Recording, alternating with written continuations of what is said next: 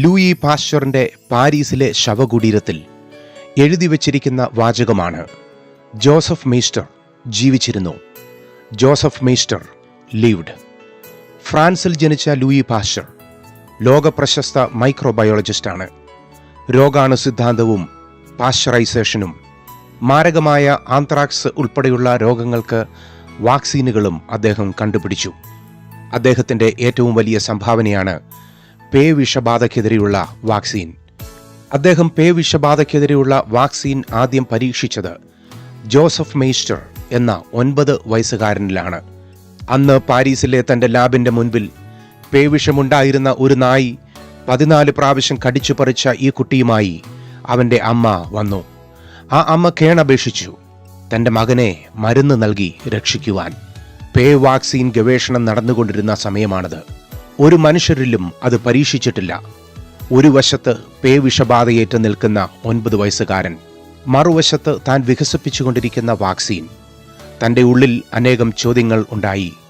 ഒടുവിൽ അമ്മയുടെ കരച്ചിൽ കണ്ട് ലൂയി പാസ്റ്റർ ജോസഫ് മെയ്സ്റ്റർ എന്ന 9 വയസ്സുകാരനിൽ വാക്സിൻ കുത്തിവെച്ചു. പേപ്പെട്ടിക്കടിയേറ്റ ജോസഫ് മെയ്സ്റ്റർ പേയില്ലാതെ ജീവിതാവസാനം വരെ ആരോഗ്യവാനായി ജീവിച്ചു. പേവിഷം മറികടന്ന് ജീവിച്ച ആദ്യത്തെ മനുഷ്യനാണ് ജോസഫ് മെയ്സ്റ്റർ. 1885 ഈ പരീക്ഷണം വൈദ്യശാസ്ത്രത്തിലെ വാക്സിനുകളുടെ അടിത്തറ പാകിയ സംഭവമാണ്. ലോകത്തിലെ പലരും അന്ന് ഈ വാർത്ത അറിഞ്ഞ് പാരീസിലെ പാസ്റ്റർ ഇൻസ്റ്റിറ്റ്യൂട്ടിൽ ചികിത്സയ്ക്കായി എത്തി. രാജ്യങ്ങളും രാജാക്കന്മാരും പ്രശംസിച്ച ലൂയി പാസ്റ്റർ തൻ്റെ മരണത്തിനു മുൻപ് തൻ്റെ ശവകുടീരത്തിൽ എഴുതേണ്ട വാചകം തീരുമാനിച്ചു. ആ വാചകമാണ്: Joseph Maistre lived. Joseph Maistre ജീവിച്ചിരുന്നു. ലൂയി പാസ്റ്റർക്ക് ലോകത്തോട് വിളിച്ചു പറയുവാനുള്ളത് ആ പേരാണ്: ജോസഫ് മെയ്സ്റ്റർ.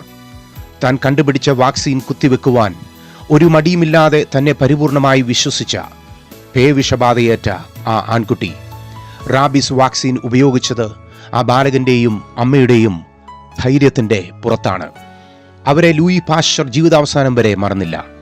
വരും തലമുറ തൻ്റെ ശവകുടീരത്തിൽ വരുമ്പോൾ വാക്സിനുകൾ കണ്ടുപിടിച്ച ലൂയി പാസ്റ്ററിനെ മാത്രമല്ല, അത് സ്വീകരിക്കുവാൻ മനസ്സ് കാണിച്ച ബാലകനെയും ലോകം ഓർക്കണമെന്ന് അദ്ദേഹം തീരുമാനിച്ചു.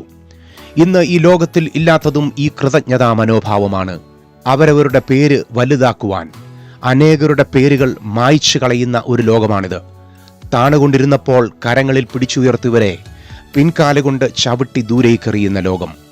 സ്വന്തം സിംഹാസനം ഉറപ്പിക്കുവാൻ അനേകരുടെ സ്ഥാനങ്ങൾ മറിച്ചു കളയുന്ന ലോകം. ഇതുവരെയും വളർത്തിയവരെയും നടത്തിയവരെയും പുച്ഛിക്കുന്ന ഈ പുതിയ ലോകം വിചിത്ര ലോകമാണ്. നമ്മുടെ ഉയർച്ച നിലനിൽക്കുന്ന ഉയർച്ചയാകണമെങ്കിൽ നാം നന്ദിയുള്ളവരാകണം.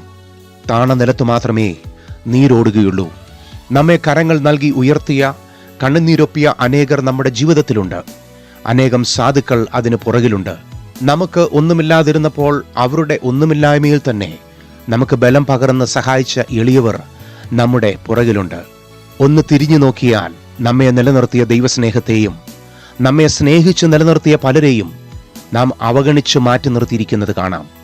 സ്വന്തം സുഖം പോലും നോക്കാതെ ത്യാഗപരമായി നമുക്ക് അവസരം തന്ന ആ മനുഷ്യരാണ് നമ്മുടെ വിജയശില്പികളെന്ന് മനസ്സിലാക്കുവാൻ മറക്കരുത്.